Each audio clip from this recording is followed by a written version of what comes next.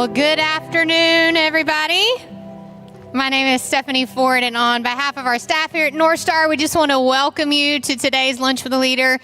We know it is December, which is the most wonderful time of the year, but it's also the craziest time of the year. So thank you so much for making time to be with us today. If it is your very first time here with us today, just a little background history on Lunch with a Leader. We started Lunch with a Leader several years ago in the hopes that if we could collect a group of leaders in this space and we could pour into them and we could encourage and equip them, then they could take what they learned in this space back to their own organizations and do the same thing there, and thereby sort of multiply that encouragement, if you will. And so we've been going through different characters in the Bible and learning leadership principles about them. Today, we're going to continue our look at Esther in just a few minutes. But before we go any further today, as always, want to thank Andy and Brendan, their team from Chick-fil-A. They do so many incredible things for our community. We're so thankful for them. Well, we're going to get started here right out of the gate in just a minute, but I would love to just pray for us this morning. Like I said, I know many of us have just probably rushed right in the door from whatever thing we just came from. And then when I finish praying, we're going to invite you to just meet a few people around the room, and the mic's going to come on up. But let's go ahead and pray together. God, we thank you for this group of leaders that you've gathered here today. Lord, you know our stories. And Lord, you know the situations that we have come from today. And so, God, I just pray that whatever thoughts and agendas and to-do lists are swirling around in their minds, God, that you would just, for this next little time that we have together, Lord, help them focus and be all in to whatever it is that you would have them to learn today. And God, I thank you for every family that's represented in this space. And Lord, as we enter this incredibly busy season, that you would just allow us the time and space to make memories with one another and the people that we love. And so, God, we thank you for this time together today, and we ask all these things in your Son's name. Amen. All right, well, I know we have a few faces, so if you would just stand up as we get started. I want you to meet 3 people, introduce yourselves, and then you guys can grab a seat. We'll get going.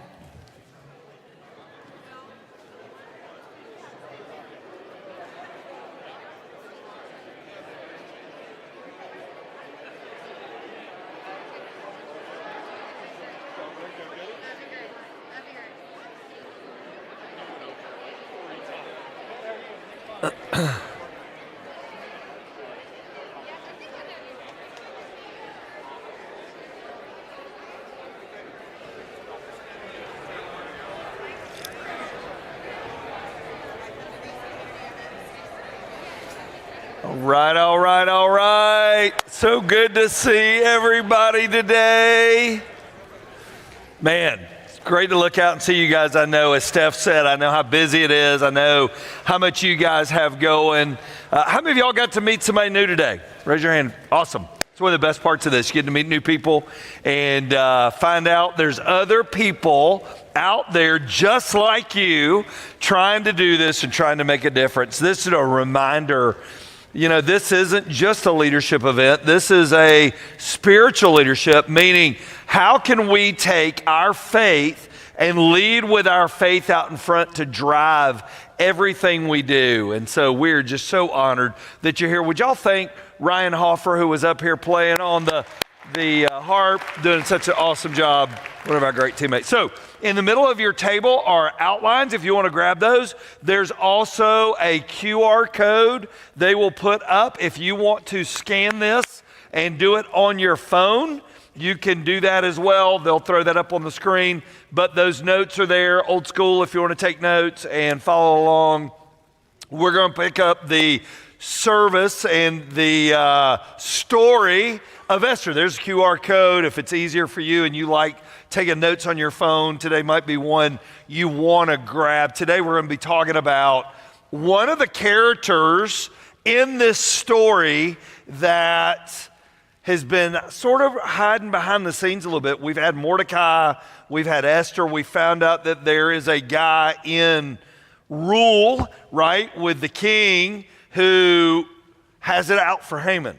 or has it out for Mordecai. His name is Haman, and he's the guy we're going to pick up and we're going to talk about today. So I want you to read with me Esther chapter 5, verses 9 through 14, and we're going to talk about how not to do it through the life of Haman. Haman was happy, man, as he left the banquet, but when he saw Mordecai sitting at the palace gate, not standing up or trembling nervously before him, Haman became furious.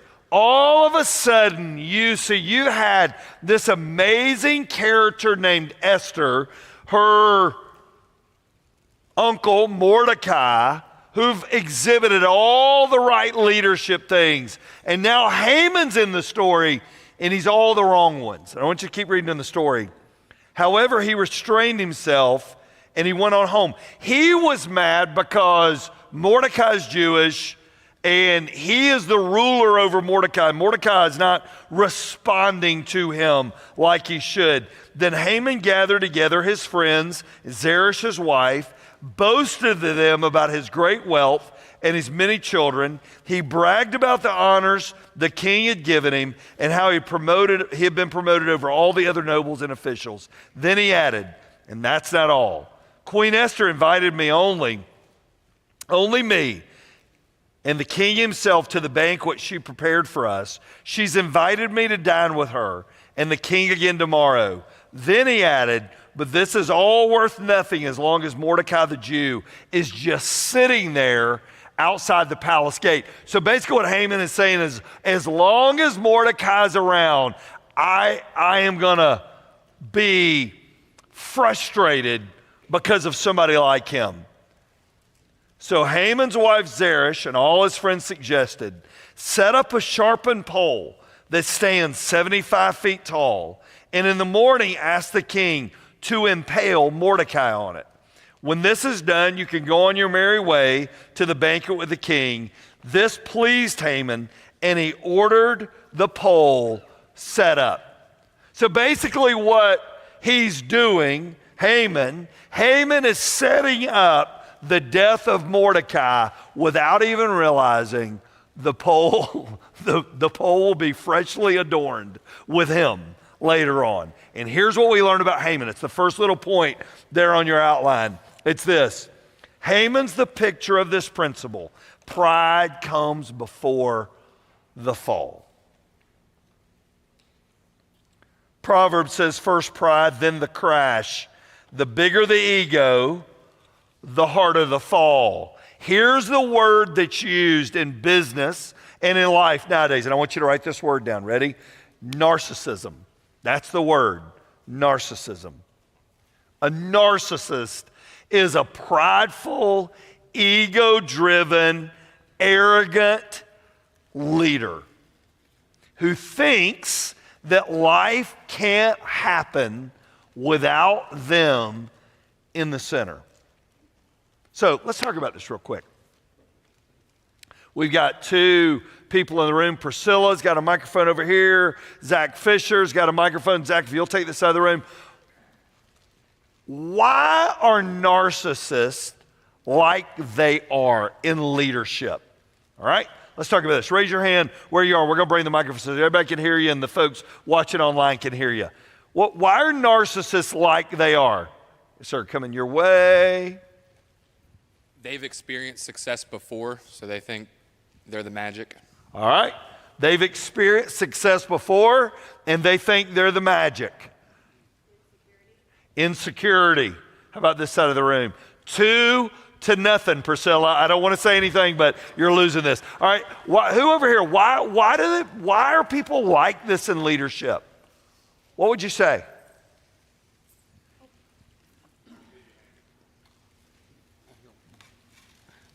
A need to feel important. A need to feel important?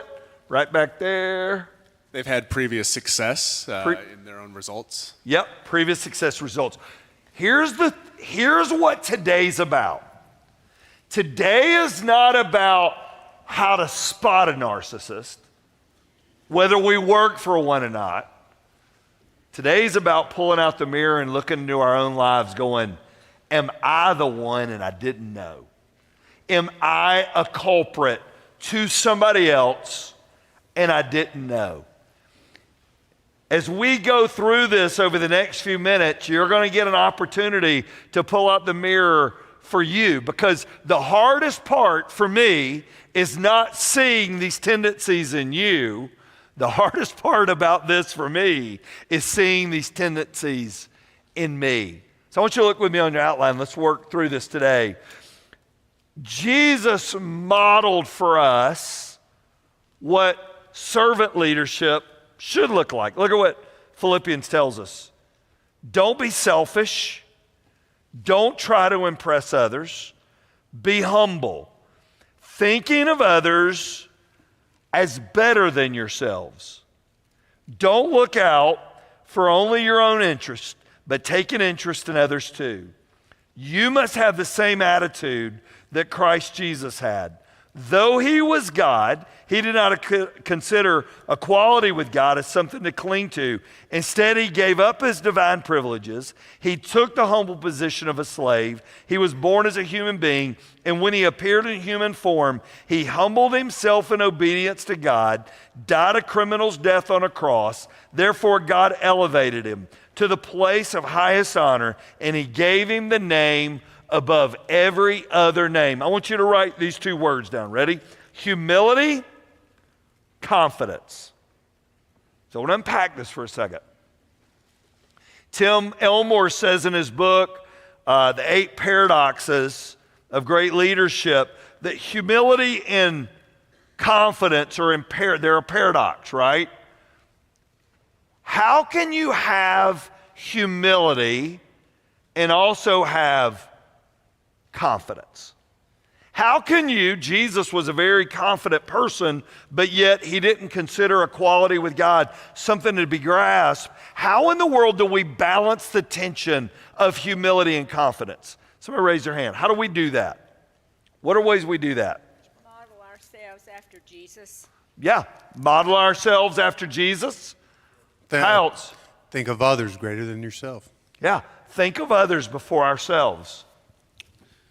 Confidence doesn't have to be in us. I mean, it can be in God and his plan. Confidence does not have to be in us. It can be in God. I want you to look with me in your outlines real quick. Here's the principle that we're going to unpack for the rest of our time together. Being a servant leader is a choice. You know, I think all of us, we work to get to a title. We work to get to a place. And I think there is a drift that comes in that hunt, in that search, in that drive. I believe it's so funny we think about narcissism. We think about sometimes narcissism is like this big presence. I think it can even be more subtle at times. I think if we are conscious of it, we can even see things happening. James says it this way: humble yourselves before the Lord, and he will lift you up. Humility will get us where we need to go, but ego will probably get us there a little faster. The problem is it makes us fall a little quicker. So let's talk about coaching and practicing humility and leadership, all right? We're going to give you 10 bullets, and we're going to do a little table talk time. Ready? Bullet number 1, humble leaders do ask for help, and they don't act like they have all the answers. Here's what you learn about anybody dealing with pride and narcissism. They always feel they have all the answers. Why? Why does a person who's prideful or a narcissist have to have all the answers? Somebody raise their hand. They're the smartest guy in the room. They're always, come on Priscilla, you got to do better than that, all right? They always have to be the smartest person in the room. They can't stand to have anyone around them that may know more, understand more, be more well-read. They have to be. There's like this drive within them. So I want you to write down 2 words. Ready? Confident, but yet insecure. Confident, insecure. Anybody, there's a great author, writer, speaker named Chuck DeGroat, D-E-G-R-O-A-T. Chuck DeGroat's done a whole thing about, he just wrote a new book called When Narcissism Goes to Church, and how pastors, are the worst people about it, because your job just sort of lends you to that. So very, very good. Narcissists have to be the smartest people in the room. Number 2, humble leaders do admit when they make a mistake. So I want to pause on this real quick. What does it take for a person to admit a mistake? So where's Dr. George Manners? Dr. Manners. All right, come up here real quick, Priscilla. You spent years consulting. When you walked in to work with a company and the leader you were meeting with would not admit a mistake, what did it tell you about that leader? It told me I did not need his money to make me a more secure person myself. I invariably walked away from that kind of leader. How come? How come you walked away from him? Because I didn't think I could impact him. Did you ever even find that when you were at KSU as a dean and you were working with these students, that sometimes they came across that they may know more than other people in the room or even the professor at times? We've all met those kind of people. It's interesting.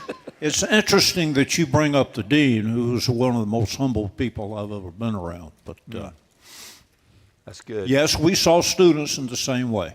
Yep. Humble leaders do admit. What does it take for someone to admit a mistake? All right, say that again. How come? You have to have some confidence with it. There's a courageous confidence to admit I was wrong. How many of you in a leadership position have ever had to admit to somebody you worked with that you were wrong about something? Raise your hand. How many of you would say it was hard to admit that? A few of you? How many of you would say they knew you were wrong, they were just waiting on you to say it? All right, that's right. So it's sort of the way that my world operates, sort of the circle of the Mike spear. All right, they just assume that I was wrong. Humble leaders admit. This is really interesting. Chuck DeGroat, I was listening to a podcast by him. It was really good.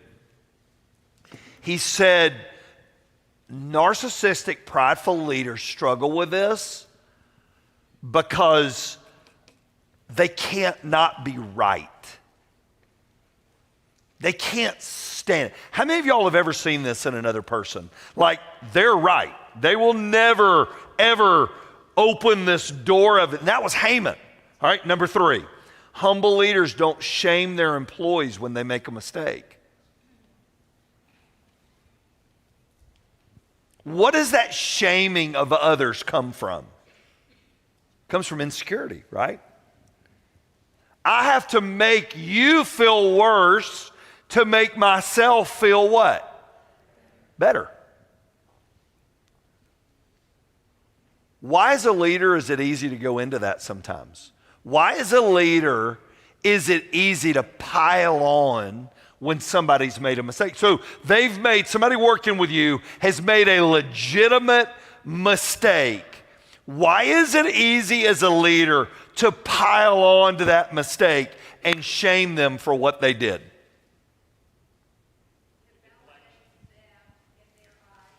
It validates them, the leader, it validates them in their eyes.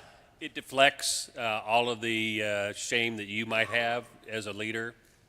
It deflects all the shame you may have as a leader. What else? Talk to me. Unpack that, Brian. Thank you. Good job. Sometimes there's so much pressure on the leader it removes any emotional margin they may have. So therefore, when a mistake is made on their team, the pressure that the leader feels is transferred to the individual. That's a really deep answer off the cuff. Do we ever do that as parents? I've done it as a parent. That I am ashamed of something and I pile it on my kids. They're adults now, they fight back. But when they were little and they were growing up, you would pile things on them, right? And as a leader, it's a natural tendency because we feel like in leadership, we can't show a flaw. Therefore, if somebody around me is struggling or somebody around me has made a mistake, I've got to jump on, and that's what a prideful person does. Number 4, humble leaders do listen and they remain open to other people's ideas, opinions, or insights. They listen. They don't have to take the credit. They don't have to have it be their idea. This is one thing you learn about and these are triggers for you, right? You can lean towards narcissism when there's no feedback loop. No feedback can get back to that person that they may have been wrong. They can't be wrong. So we feel like a narcissist or a prideful person is this boastful, arrogant, upfront. But it can even hide itself in the insecurity of a leader who wants to come across like they have it all together, but they never want negative feedback. Do y'all know anybody like this?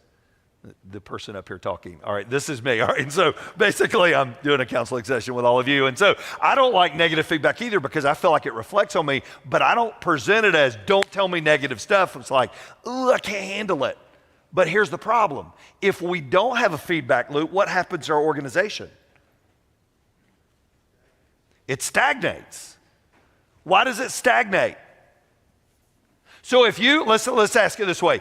If you are somebody who works for somebody who can't take negativity, they don't want any feedback on anything, they won't own any feedback, what does it do for you when you're working with them?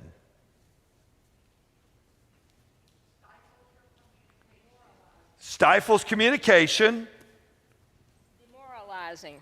Demoralizing. What else?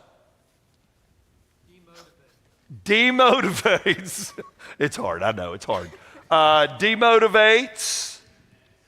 Disconnects. Stops the learning process. Isn't it funny? I want you to write this little phrase down. So goes the leader, so goes the team. So if we as leaders are stiflers, there's no feedback loop. Listen, let me tell you about the Joker in the story. Haman, we have no post-game film on Haman, but I've met him. I can tell you exactly what the guy's like. I've known him. I've seen him wear baseball uniforms. I've seen him be a coach. I've seen him be a teacher. I've seen him be a CEO of a company. I've seen him in all kinds of leadership settings. He has no knowledge anything outside his life exists. And he is about to take the biggest tumble of anybody because he can't listen. Number 5, humble leaders do treat their teams with kindness, compassion, and respect. It's interesting. I was listening, this is so good. I was listening to Chuck DeGroat, he counsels, and he said, I was unpacking this with a couple, and it had been brought to his attention by, this guy's a pastor, this guy he's talking about is a pastor, and he said the guy was beginning to see those tendencies in himself. And his wife said in the session, "Don't say that because you're showing weakness."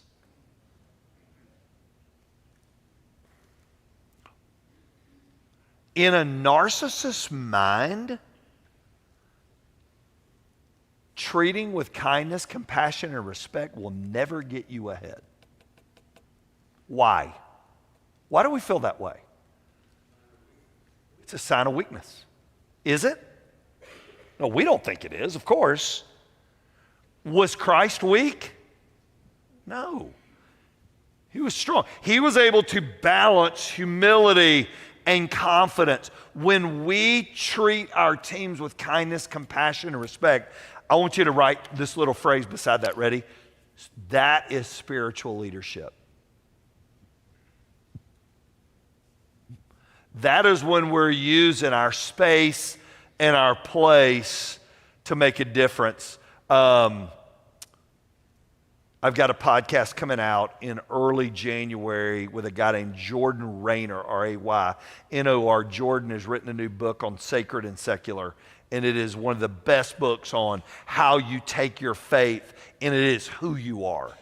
That's how God created you to do the work that you do in the places you do it in and make a difference with your faith. When we treat with kindness, compassion, and respect, I believe it's a picture of Jesus. Number 6, humble leaders don't try to manage their teams through fear, aggression, or intimidation. Narcissists don't collaborate, they're combative. Like they like uproar because it makes people need them. Number 7, humble leaders do recognize there's always more to learn and take action to continue their own learning journey. So Don Baker's in the room. Don heads up all of Cobb County. Priscilla, Don, raise your hand real quick, Priscilla. Everybody, of course, Priscilla knows you, Don. But anyway, so Don hosts a great podcast, Hanging with the AD. You and Josh talked to some phenomenal leaders. What have you noticed as a trait of all the great people you've reached out to and had on your podcast, from college ADs to business leaders? What are things they all have in common? I think more than anything else, it's an intentional desire to increase their capacity. And there's lots of different ways that you can do that, but the intentionality of them stands out above anything else. They take time to do certain things that make them better and then make the people that they serve and lead better. An intentional desire to increase their capacity. That's a strong statement. Why do we want sometimes to feel like we've arrived in leadership? What would y'all say? Why do we want to feel like we've arrived? There's nothing more to learn. I got it all down. Anybody else? It's the easy path, right? It's easier to feel like there's nothing more to learn. Yes or no question. Is there always more to learn? Yes. Number 8, humble leaders do look for ways to recognize and celebrate their teams, accomplishments, and contributions. Narcissists, this is a flag, take credit for others' ideas. They can't stand for somebody else to get the credit. But what are they always willing to place on others? The blame. Number 9, humble leaders don't try to take the credit for themselves. And number 10, humble leaders do put the needs of their team first. So, here's what I want you to do at your tables. I want you to answer this question. And Priscilla, you and Zach are off duty now, so I'm relieving you of your duties. All right.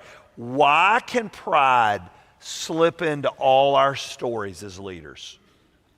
Why can pride slip into all our stories as leaders? On your mark, get set, Go, talk at your tables.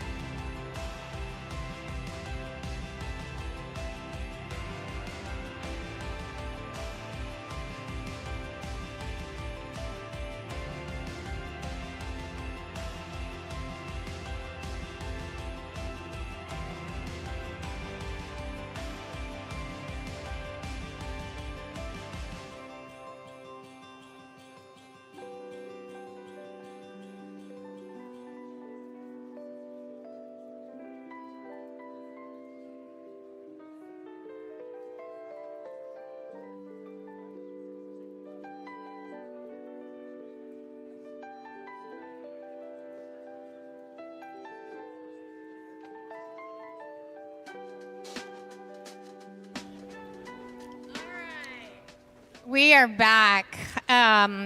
So before we continue, anybody have anything from your table that came out in regard to that question? How can pride slip into all our stories as leaders? Anybody? And we won't make you talk in the microphone. You can just shout it out.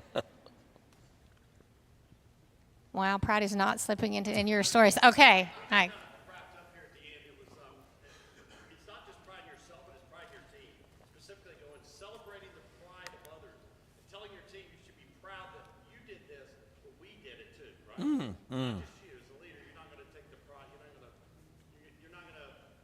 You're going to be proud that your team has pride in what they've done. That's good. That's real good. Anybody else? Yeah, a leader starts out with a vision and believes in their vision very strongly. And when that starts, people start taking pot shots at it, and they start maybe all your vision that you have, where your vision isn't coming out exactly the way you thought it was going to. You get your pride starts coming through. That's really good. Anybody else?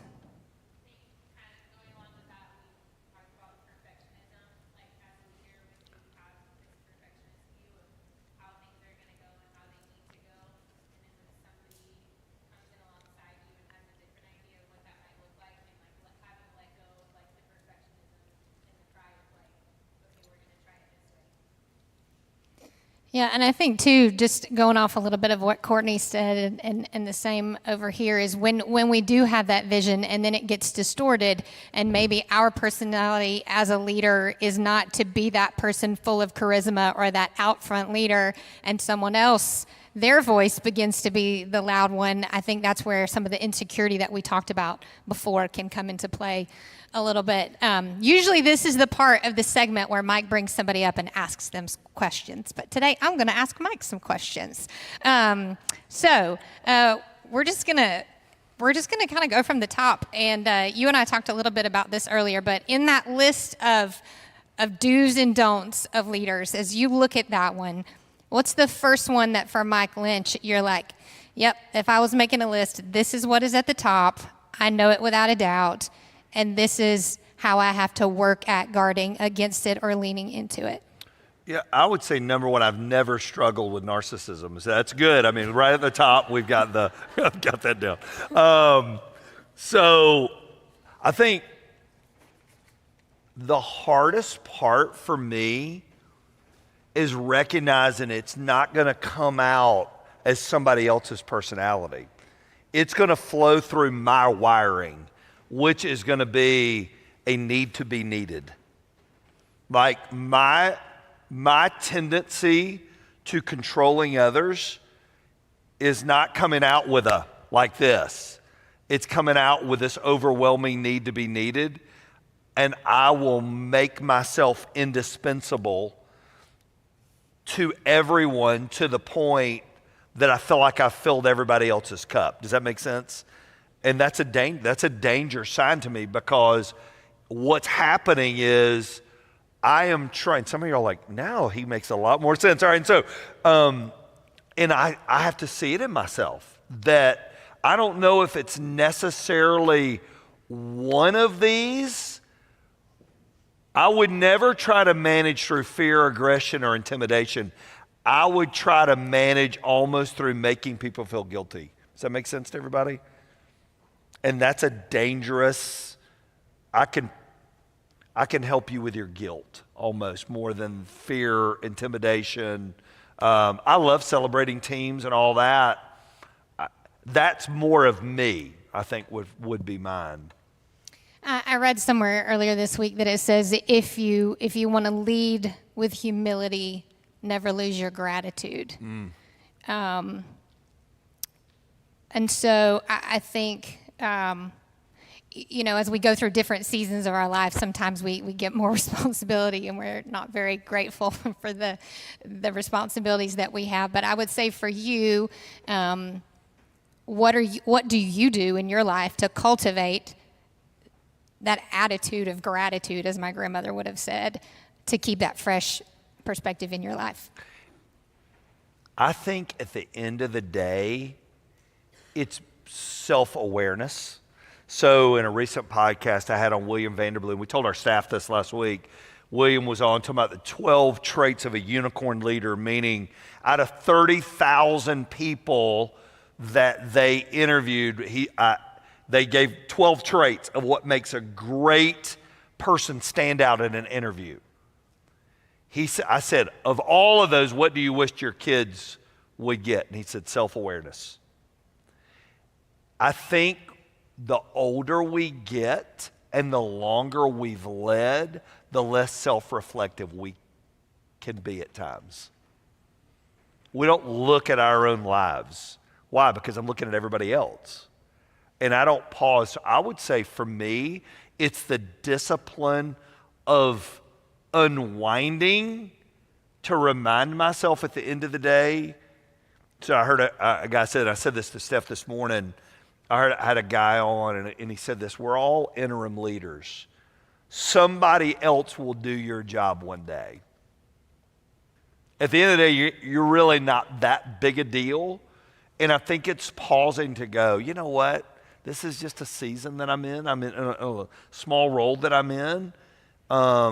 Self-reflection, self-awareness for me. I mean, those are my two things I have to do. So we almost talked about this morning, and then Mike got pulled in another direction. But I had just listened to this Simon Sinek podcast not that long ago. And for those of you that you know who he is, he does a lot of TED Talks and leadership talks. And he was telling the story of it was actually somebody from the Department of Defense, and I think they actually called him an undersecretary. So I guess that means you're literally under the secretary doing that work for them. And so he had come to speak at a conference, and he was talking in the conference, and he came to the podium with a little styrofoam cup of coffee, and he began his speech to the people, and he took a little sip of coffee out of his styrofoam cup, and then he paused for a second, and he took another sip, and he looked at his styrofoam coffee cup for a minute, and he kind of went off script, and he said, I was here this time last year as the undersecretary giving a speech in this very same room, and I remember I arrived to town, and I remember someone met me at the airport, and I remember someone took my baggage, and they took me in a cab to my hotel, and they met me at my hotel, and they had already checked me in, and they took me up to my room, and they met me later, and they brought me back to this venue, and they led me backstage, and they presented me with this piping hot cup of coffee in this ceramic cup, and it was wonderful, and I came and gave this speech. And then he said, and now this year, here I am again in this very same venue, but I'm no longer the undersecretary. And so on my way here, I flew coach, and I brought my own luggage, and I took my own cab to the hotel, and I checked myself in, and I got a cab back to this venue, and I wound my way back here, and I asked one of the techs, is there any coffee around? And they pointed me over to a coffee stand on a table, and I poured myself this styrofoam cup of coffee, and I'm here, standing here today. And he said, and it occurred to me that ceramic cup of coffee was not for me. It was for the position, because what do I deserve? I just deserve this styrofoam cup of coffee. And to that very same point, that we're going to move out of these roles. And so if you live with this attitude of arrogance and pride that it's about me and I deserve this and where is my that, and we lose sight of that, then I think we lose sight of why we're in the role that we're in to begin with. And that's hard to do. The longer you've been in a role, it's harder to understand who you are outside that role, which is, we know, is identity. And for me, and I want to camp on this for a second, for me, one of the ways that's helped me, and it doesn't fix all of it, but it's helped me, is volunteer somewhere where you're not in charge. So we got one of our old ball players here, Rhett. Rhett's actually a grown, functioning adult now, which is, he was always functionable. But anyways, so Rhett's grown up to an incredible young man. Finished his MBA today. Y'all better round of applause. Finishing his collegiate career playing at Winthrop and Citadel football. But in the afternoons, I got an opportunity while Rhett was in school to not be in charge. I'm just a guy who gets to pick weeds and take trash out. And you know what you remind yourself of at the end of the day? You're just a guy who gets to pick weeds and take trash out. And I'm telling you, what can happen to us in leadership, I think it probably happened to Haman. Probably somewhere along the way, Haman's drive was what made him so good. And at the end, Haman's drive was going to, when I say kill him, literally is about to kill him. And it is a dangerous thing, the toxic drink of pride, because you can begin to believe what you think everybody thinks. It's a scary thing. When you said that about Haman just then at the end, it made me think, earlier in the story, if you remember, we heard about Mordecai a little bit and how Mordecai kind of let them know, hey, there's this plot out and, to kill the king. And I think Mordecai had this maybe ability to have been a good leader, but Haman was not going to have any of that. And I'm just thinking back in history a little bit. I don't know, Lincoln's Secretary of State was somebody that he could not stand. They were completely polar opposites. Nelson Mandela invited, I think, one of his jailers to his inauguration because he said, if I can't forgive, I can't lead. And so what would you say to those people as leaders? How do we fight against that flesh that wants to say, like, nope, I know you and you've wronged me. And even though on the other side, but man, they really would be valuable to this organization. But how do I get over that in myself? Usually what makes you keep people at arm's length is pride. And I think we have to be guarded, right? What was it Lincoln Keep your friends close and your enemies closer, right? I think I would challenge each of us to say, am I keeping them away because I'm fearful of them? Or they'll get more credit than I get credit? Was John Maxwell's quote, if you're the smartest person in the room, you're in the wrong room? Which I agree with it. And for some of you to go, that's never happened to me. All right, well, come see me. All right, so I'll definitely make you smarter. I would just challenge you to always be self-reflective of why. Why is this person, do they scare me? Can I not forgive them? Guardrails are important. So I'm not saying that we always let everybody in. That's not what I'm saying. What I'm saying is we have to look at it and go, what's threatening me? Why is this bothering me? There's some good friends I've got in this room. We've talked about leaders before. They don't want people too close to them because they might see a flaw and they don't want anybody around them smarter than them. And it's a constant looking at it for us. I've heard it said before too, you can't learn from somebody that you're jealous of. Yeah. I think one of the things that you're so good at, though, is metaphorically and literally speaking, you always come with your notebook open.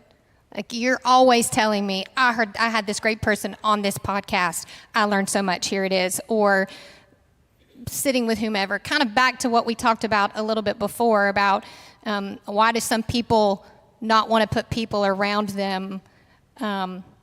Just maybe talk about that for a minute. You've lived a lot of life. You've learned a lot of things. You've heard a lot of things from a lot of people. Why do you continue to still put people in your path that you can learn from? I think the longer we live, the more we find out we don't know. Would y'all agree with that? I mean, you just find out you're like, I don't know that much. I thought I knew. And then you talk to somebody, you're like, holy smokes. I've never heard that before. That is so good. Daniel Harkavy calls it intentional curiosity. He said every great leader has intentional curiosity. And I think the more intentionally curious you become, the more you find out there is in other people if you're willing to open yourself up to it. And I think the more great people you meet, the more things you learn that you can add to your tool bag, that you can add to your story, that's what Don was saying earlier. You find out, man, there's this whole plethora of things I was not exposed to that now I'm exposed to that makes me better as a realtor, as a leader, as a coach, as a friend. Just makes you better. I know we're getting close to time, so I want to kind of end on this, and then however you want to talk about it. I think I don't know who said it, but there's another quote I wrote down this week that said, "Pride is concerned with who is right, and humility is concerned with what is right."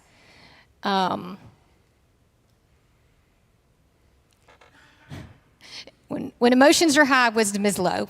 We know that, right? And so as we're walking into these scenarios, be it in our families, in our businesses, in our schools, all those kinds of things, what is that gauge for? Is this pride or is this humility? And what are some of those warning lights that you've seen in either your life? We talked a little bit about this morning. Like you said, I know I'm feeling this way when I feel like this. And what would you say to anybody out here who's beginning to see that in their lives and what steps they need to take? If you aren't beginning to see it in your life, you may be well on the way. That means your check engine lights aren't on. Everybody's got this in them. Everybody. It's there. You may hide it. It doesn't mean you have a narcissistic disorder, as he would say, but there are those tendencies. I heard a guy say this, and this is my barometer, right? If you don't have people around you that can be honest with you, you're in a dangerous spot. Because you don't want feedback, and that feedback could be your ultimate fail. And so I have a friend, he says, if you don't have people that can bust you in the chops and they don't think you're that big a deal, you're in a dangerous spot. And for me, those warning lights are, I don't want to learn. I'm bored with learning. I feel like I've got too much on my plate to learn. Number 2, I'm not listening to anything anybody says to me because I got my agenda, my stuff, my things that have to get done. And number 3, I don't pray anymore. And I'm going to tell you, you disconnect with the Lord, you connect with self. That's what Philippians 2 is all about. Remember it said, he considered equality with God not something that could be attained. So he gave himself up. Genesis, Adam and Eve wanted equality with God, and they tried to attain it. And that's where all this started. It's crazy how it all works. So I would say all of us just have to watch those engine lights. And your engine lights are going to look different than mine. But I can't walk with Jesus and be prideful. I don't think those two can coexist. I think if you walk with Christ, there's a humility that comes with it because you're putting yourself second and putting him first. That's what I think. You want me to pray now? You telling me to pray? It's 12:58. 12:58. Let's pray, everybody. Here we go. Father, we love you. Thanks for meeting with us today. And Father, my prayer over each leader in this room is in the spaces and places that you've put us, that we look like you. That's what spiritual leadership is. We give them who you are. And so God bless those in this room, and we thank you for it. In Jesus' name, amen. All right, on your tables today, we got some giveaways. These are free. We've got some Lead Like Jesus. If you've never read Lead Like Jesus by Ken Blanchard, phenomenal book. There's a couple on every table. Hopefully, if you want one, there's also some Lynch with a Leader little hardback notebooks. If you like little journals, you're welcome to grab that. If you go, yeah, I don't think, if you want to give that as a Christmas white elephant gift to somebody, I know they'd really appreciate it. So those are on your tables. Also, some Christmas Eve service times here. Here are the dates for Lunch with a Leader this spring. They're going to pop up January on through May will be each month. If you want to take a screenshot of that so you don't miss, they're towards the end of every month. And then also the QR code for, there's Lunch with a Leader. There we go. You can always go to NorthStarChurch.org/lunch. I believe they're all in there as well. And then if you want the Leader's Toolbox, and that basically is everything we talked about today in a little quick snapshot. You can do that, and we don't want to inundate everybody's inboxes, but if you want that, you can QR code that, and that delivery will come to your inbox next week or the following week. So we'll try to send it Christmas Day, just to inundate your inbox so you got something to look at. Thank y'all for coming today. It means the world to have you here. Chick-fil-A, y'all are amazing. Thanks for doing this for us. Y'all are dismissed. Have a great day, everybody.